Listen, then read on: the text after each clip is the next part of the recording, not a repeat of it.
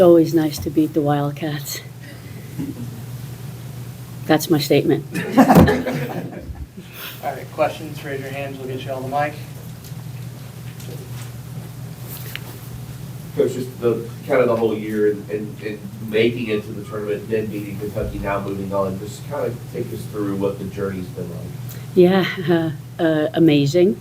The goal all year was to advance to the NCAA tournament, and early on in the year, I think we all started to feel that that's genuinely realistic, and it just kept building and building and building. And then when we did advance, we knew probably a few games to go in the regular season, we knew that our chances were good, our RPI was high enough. So really just finishing out the regular season, advancing to the ACC tournament, and then the day of the draw.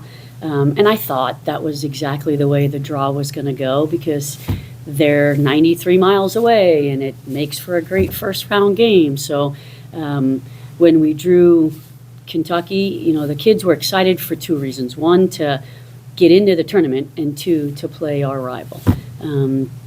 The game was probably our worst game of the year, ironically, but I think a lot of that is two things. It's the first time this group has been in that environment, and secondly, it's you're tight when you're playing against your rival. So didn't make for a great soccer game, but sure as heck was dramatic.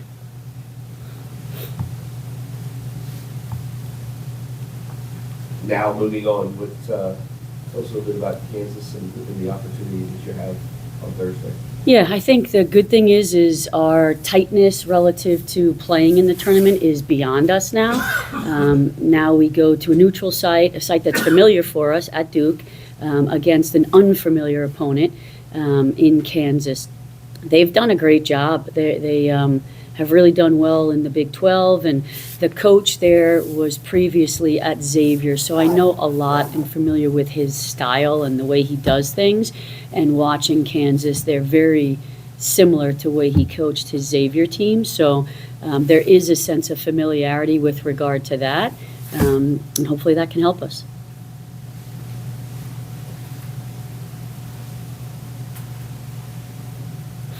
Coach, I don't believe you guys have penalties during the regular season, so how much is that something you work on as you head into a scenario like the postseason where it could happen? Yeah, so prior to the Duke game in the ACC quarterfinal, we had started really knowing who your first five, your next five are. So we were comfortable in that. Obviously, it looks way easier than it is.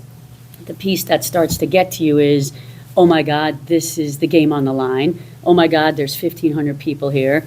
Oh my God, can I really make this? And the goalkeeper is like 6 foot tall too, so that optically distracts you. So it becomes mental. It's not technical at all. It's 100% mental, but we had prepared for it. And the kids who miss, they're really good players, but that's what happens sometimes, psychologically. It kind of gets the best of you. But wow, what a great performance by Erin.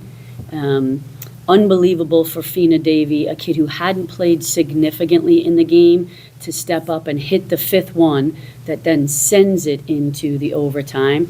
And storybook for Mackenzie Geigley to score the eighth one when we needed that to win the game. A couple of questions. Just what does a win like that kind of put towards, motivation, everything going into this next match? And as well as also having our own PK, our girls' own PK, coming out and supporting, and just what that support has meant, seeing from other coaches and experiencing that with y'all as well. Yeah, I mean, it's a lot nicer to win, right? Because then you feel the genuine support of the rest of the collective coaches and teams. But there's just something, it hits different when you beat Kentucky, right? I think every alumni and every coach and every player reached out with regard to congratulating us for that game. Certainly that one's behind us now. And again, I think we have to take valuable lessons because, again, we were not very good. But now we can play light and loose again and be who we normally are in the next round.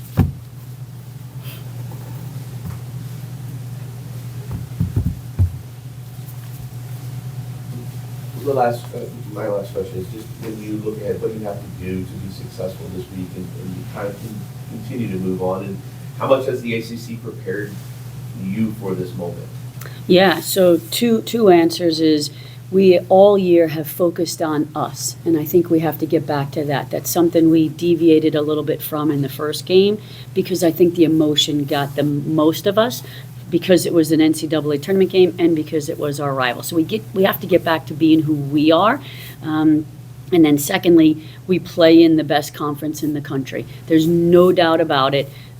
Hands down, the best conference in the country. So I think that helps us with regard to our belief, our level of the platform we compete at and play at every day has prepared us to essentially play anyone in the country and feel confident.